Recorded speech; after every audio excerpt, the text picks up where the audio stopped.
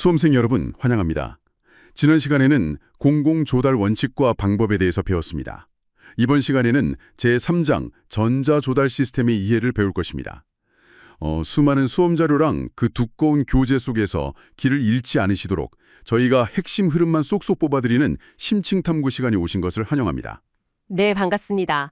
오늘 다룰 내용이 참 재미있으면서도 방대한 부분이죠. 맞아요. 본격적으로 뼈대를 잡기 전에 여러분께 꼭 안내해드릴 내용이 하나 있는데요. 이 오디오북은 공공조달 수험생을 위해 조달청 표준 교재를 바탕으로 작성된 오디오북입니다. 특히 그 수험생들 사이에서 필수품이죠. 한국입찰협회의 이재로 교수님이 정말 훌륭한 요약집을 만들어 주셨잖아요. 그렇죠. 아주 정교하게 정리가 잘 되어 있죠. 네, 그래서 지금 그 요약집을 딱 펼쳐놓고 저희 대화를 들으시면 아하 하고 바로 이해가 되실 겁니다. 하지만 수험생 여러분, 여기서 진짜 확실한 합격 그리고 완벽한 이해를 원하신다면 가장 좋은 것은 중앙원격 평생교육원에서 공공조달 강의를 직접 들으시는 겁니다. 아주 중요한 포인트입니다. 요약집으로 뼈대를 잡고 중앙원격 평생교육원 강의로 살을 붙이는 거, 그게 최고의 합격 전략이거든요. 맞습니다. 자, 그럼 제3장 전자조달 시스템.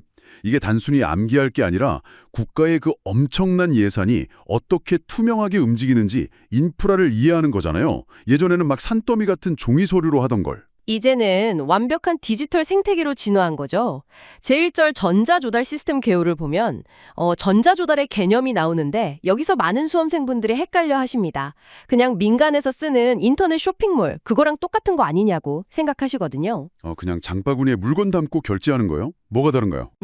일반 쇼핑몰은 딱 구매랑 지불, 이 두 가지 단편적인 기능에 맞춰져 있죠.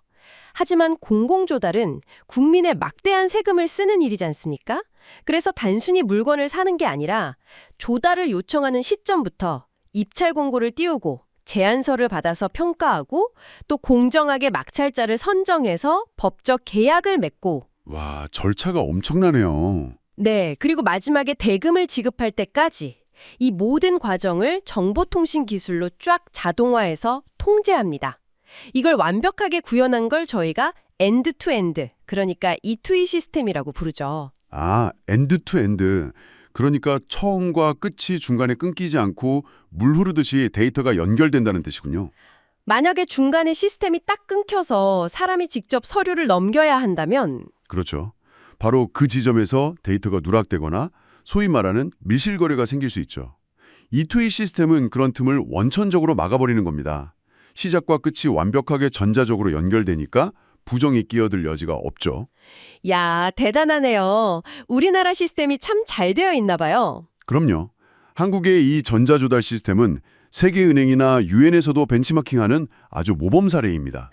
수험생 여러분, 자부심을 가지셔도 될 것 같습니다. 그리고 이어서 교재를 보면 지출 유형별 매트릭스라는 게 나옵니다. 이거 시험 출제 포인트잖아요. 시장의 난이도나 지출 규모에 따라서 시스템 전략이 달라진다는 건데 좀 쉽게 설명해 주실 수 있을까요? 조달관 입장에서 생각해보면 아주 쉽습니다. 정부가 물건을 살 때 수백 원짜리 볼펜도 사고 수천억 원짜리 다리공사도 발주하잖아요. 네, 다 똑같은 방식으로 살 수는 없겠죠. 맞습니다. 그래서 고위험 고지출, 이걸 전략적 조달이라고 부르는데요.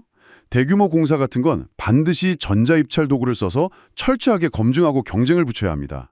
그럼 반대로 저위험 저지출, 아주 단순한 소액 지출은요.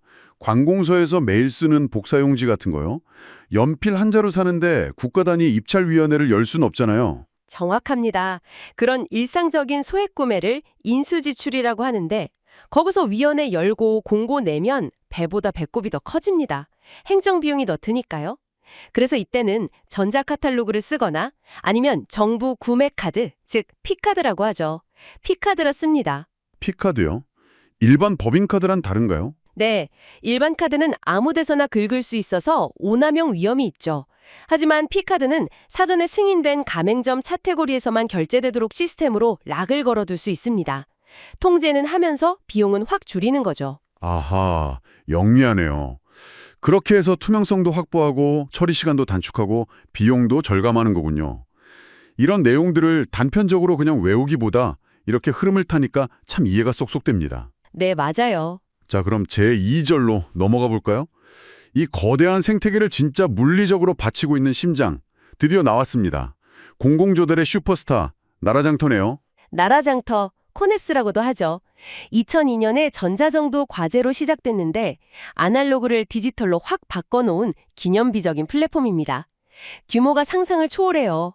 2024년 말 기준으로 국내 공공조달 거래가 약 208조 6천억 원인데 208조요? 와, 네, 그중 무려 69% 대략 150조 원 안팎이 오직 이 나라장터 하나를 통해서 처리됩니다. 연간 입찰 공고만 46만 건 이상이고요. 진짜 메머드급이네요. 교재를 보니까 이 나라장터 구조가 크게 핵심 프로세스, 메인이죠. 그리고 지원 프로세스, 서브로 나뉘어있던데 이건 어떻게 구분하면 될까요? 인체 구도로 생각하시면 됩니다. 핵심 프로세스는 메인 척추예요. 딱 5단계입니다.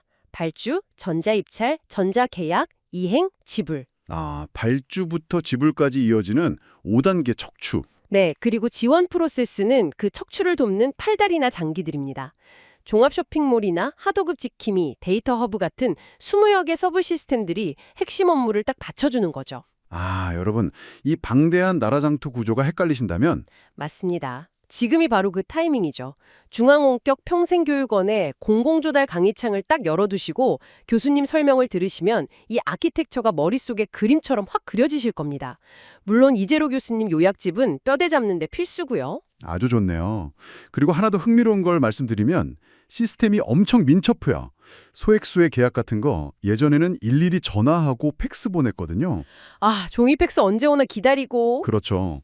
근데 지금은 시스템에서 견적을 딱 요청하면 조달업체 담당자 스마트폰으로 카카오톡 알림톡이 바로 갑니다.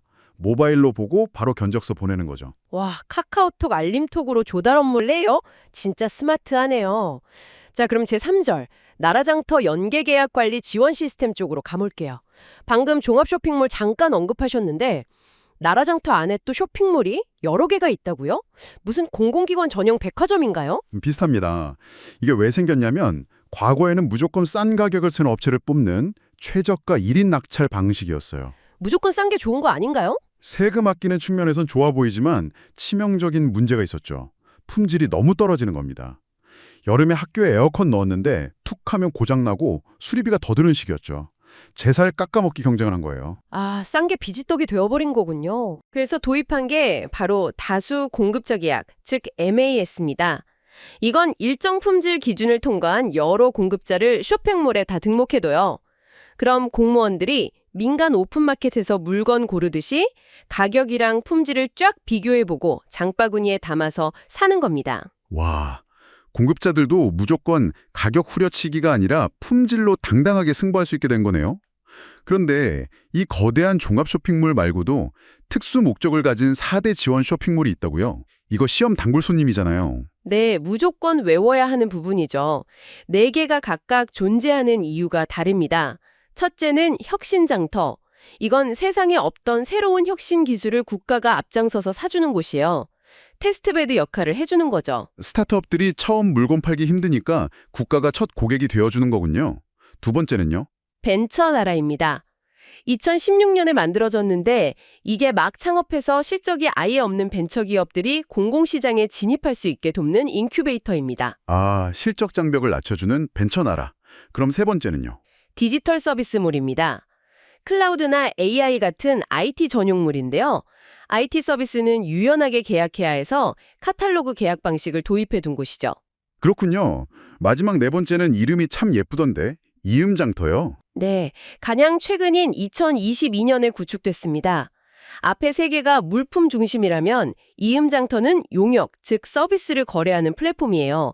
청소 용역이나 튜터링 서비스 같은 무형의 서비스를 B2B 스타일로 거래하죠. 야, 이 정도면 국가가 운영하는 거대한 아마존 생태계네요. 용역까지 장바구니에 담는 시대라니. 근데 교수님, 여기서 제4절 목록 정보 시스템이랑 연결되는 아주 근본적인 궁금증이 하나 생깁니다. 어떤 거죠? 그 수백만 개의 물품을 시스템이 대체 어떻게 다 구분하나요? 저희라 그냥 네이버 검색창에 노트북 치듯이 텍스트로 치면 안 되나요? 아, 이름으로 텍스트 검색을 한다. 그러면 시스템에 대재앙이 옵니다. A 기관은 노트북, B 기관은 랩톱, C 기관은 휴대용 컴퓨터라고 치면 시스템은 이걸 다 다른 세계의 물건으로 봐요. 통계도 엉망이 되고 재물조사도 불가능해지죠. 아, 그렇겠네요. 난리가 나겠네요. 그래서 공공조달의 DNA 역할을 하는 목록 정보 시스템이 필요합니다. 국제전자상거래 표준인 UNSPSC 분류 체계를 가져와서 쓰죠. UNSPSC? 일종의 상품 주민등록번호 같은 거네요? 네, 우리나라 조달청은 이 UNSPS를 뼈대로 삼아서 16자리의 물품 목록번호 체계를 완성했습니다. 이 구조를 외우는 게 수험생분들의 핵심 미션 중 하나죠. 16자리의 비밀. 어떻게 구성되어 있나요? 두 덩어리입니다. 앞에 8자리는 물품 분류 번호예요. UNSPS 기반으로 노트북이다, 의자다 이렇게 카테고리를 잡아주는 공통 분류고요. 뒤에 8자리는 물품 식별 번호라고 해서 특정 제조사의 특정 모델을 딱 꼬집어주는 고유 번호입니다. 아, 앞에 8자리는 이건 노트북이다. 뒤에 8자리는 이건 A전자의 2024년형 B모델이다. 이렇게 유일무이한 바코드가 찍히는 거군요. 맞습니다. 예를 들어 LED 경관조명기구라고 하면 그에 맞는 앞자리 분류에 특정 제조사 고유 번호가 붙어서 딱 하나만 존재하는 번호가 되는 거죠. 와, 진짜 치밀하네요.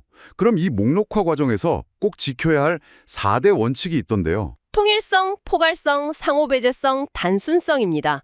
이 중에서 가장 치명적으로 중요한 게 상호배제성이에요. 상호 배제성이요? 네, 하나의 물건이 이쪽 분류에도 속하고 저쪽 분류에도 중복으로 속하면 절대 안 된다는 원칙입니다. 아, 노트북이 컴퓨터 기기 코드도 받고 사무용 비품 코드도 받으면 나중에 예산이 이중으로 잡히는 회계 사고가 나겠네요. 정확합니다.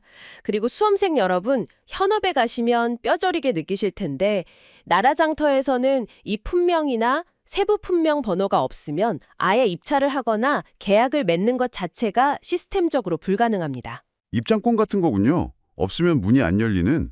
수험생 여러분, 방금 말씀드린 목록화 4대 원칙이나 목록화 요청 절차 8단계 같은 이런 디테일한 암기사항들 이재로 교수님의 요약집으로 쫙 눈도장 찍으시고 아까 말씀드린 중앙원격평생교육원 강의로 귀에 못이 박히도록 들으시면 시험장에서 그냥 미소가 지어지실 겁니다. 아시겠죠? 네, 그게 가장 확실한 방법입니다. 자, 벌써 랩업할 시간입니다.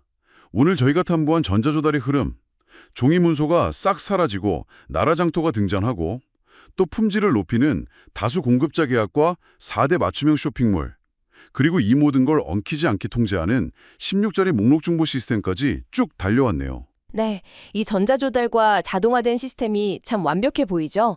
그런데 오늘 이 심층 탐구를 마치면서 여러분께 질문을 하나 드리고 싶습니다. 오, 철학적인 질문 타임인가요? 네, 머지않은 미래에 AI가 눈부시게 발전해서 방금 말한 그 복잡한 물품 분류도 스스로 다 하고 알고리즘이 공급자를 0.1초 만에 완벽하게 평가해서 낙찰자를 척척 선정하는 시대가 온다면 말이죠. 그때 인간 공공조달관의 역할은 무엇이 될까요? 알고리즘이 과연 공공의 가치나 기업의 사회적 책임 같은 것까지 완벽하게 계산할 수 있을까요? 여러분의 생각은 어떠신가요? 와, 진짜 깊은 여운이 남는 질문이네요. 기술이 발전할수록 역설적으로 인간의 가치 판단이 더 중요해질 수도 있겠다는 생각이 듭니다. 여러분도 한번 꼭 고민해 보시길 바랍니다. 자, 수험생 여러분, 오늘 배운 내용 잊지 마시고요. 저희는 다음 내용인 제4장 전략적 공공조달에 대한 내용으로 진행됩니다. 다음 심층 탐구 시간에 뵙겠습니다. 열공하세요.